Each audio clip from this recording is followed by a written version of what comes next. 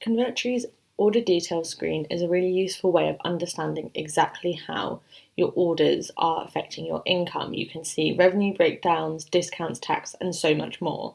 So let's have a look and talk through what information I'm being told there. Go to the cart dashboard. On the left-hand menu, select orders. So we need to choose a specific order to see the breakdown of. So I'm going to choose my most recent one and click details. Lots of information comes up, but don't worry, we'll talk it through. So we've just got the basic information like the name, the total number of revenue from this order, and when this order was made.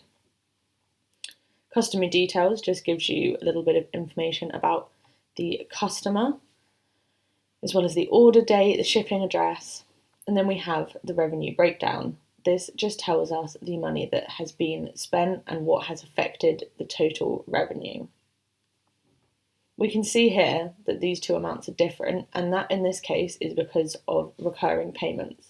So one purchase is this value, but then the total number of purchases adds up to this total revenue amount here. So don't get scared by that. It all makes sense. There's just individual breakdowns and then an overall total.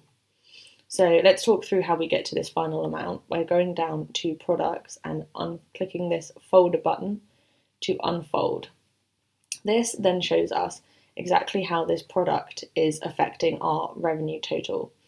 We can see there's a coupon and the name of the coupon, which is useful. If this coupon crops up a lot, you know it's a popular coupon. So then we have the payment breakdown again. This product, as I've said, is recurring, so it doesn't cost 140, but this is how much the customer has spent, and this is the total number of discount that the coupon is providing, which is how we get to this revenue number here. So if you're a little bit confused about how you got to this number, clicking this unfold button on the product is a really great way of understanding exactly how much money is moving through your account and why. If there was tax and shipping, this would also have been included. It just isn't on this product.